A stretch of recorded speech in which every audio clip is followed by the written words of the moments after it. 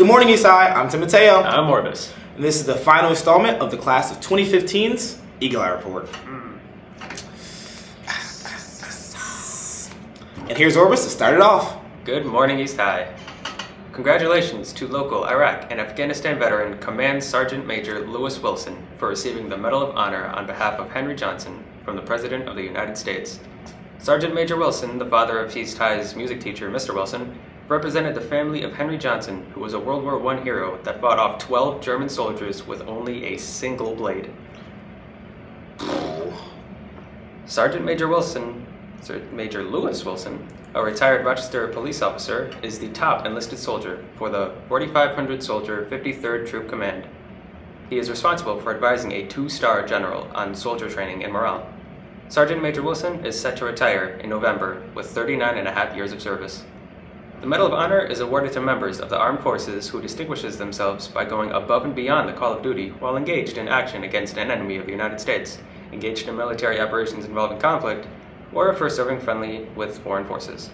A great honor comes once in a lifetime. Congratulations, CSM Wilson, for being hand-selected for this great honor.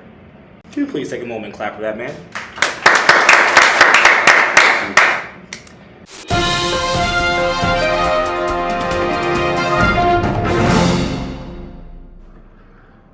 Good morning, staff and students. I've got a couple of announcements for you as we close out the school year. The first and most important announcement is Regents Week.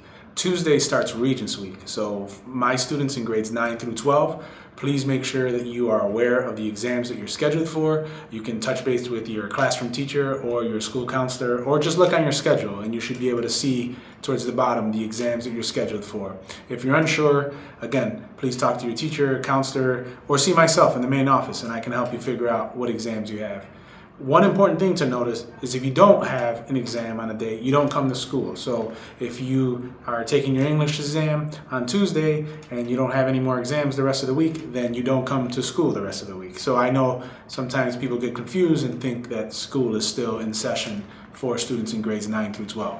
Our students in 7th and 8th grade, the great thing is you have class every day. You're expected to be here every day, and we have, for our 8th graders, we have an exciting graduation ceremony, a moving up ceremony coming on June 24th for each of you to participate in. So you don't want to miss out on that.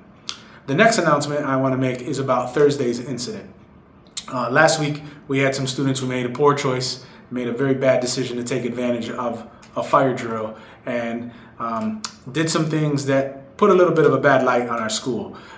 Things that I know don't reflect the majority of the good that most of our students and staff do every single day to make sure that this place is safe, caring, and supportive of each of you. So I wanted to take the time out to thank all of you for always doing the right thing, for always speaking to adults when you're having an issue, and for coming in on Friday and doing a great job on Friday and having a good last Friday of the school year for 9 through 12 students. And obviously I'm looking for that to continue today, Monday. So I wanted again to just thank you all. You will be receiving a letter. Your parents will be receiving a letter with some more information about that incident. But we're going to move forward and continue to focus on our exams and close out the year on a good note. The last thing I want to say is about the end of the school year. So many of you are coming back next year, which is great, and we're transitioning.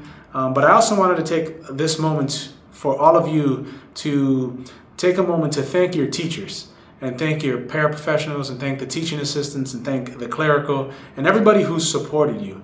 As we close out this school year, not only is this our last Eagle Eye of the school year, but we're moving into a change with the University of Rochester. And I believe you've seen Dr. Nelms come and speak to you all about some of those changes that are coming, but there'll be change in staff. And I wanted to make sure that students take this moment to thank the teachers who have made an impact on their lives, who have supported them, who have helped them, because as you know, some of them will be starting a new journey in a new school with new students and in a new community.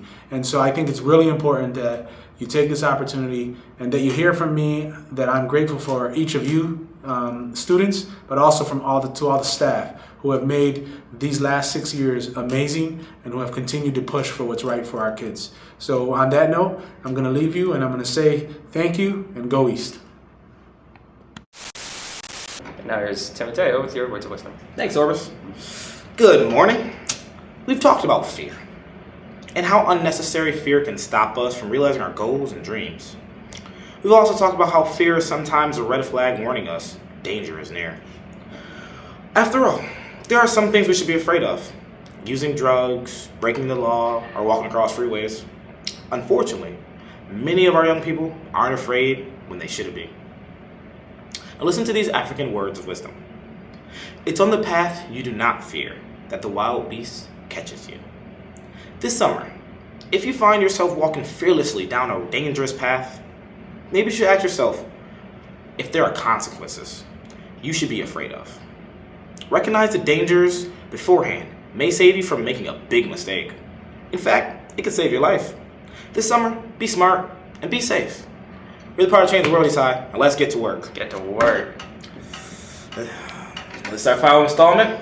We are graduates. It's nice knowing you, buddy. Likewise.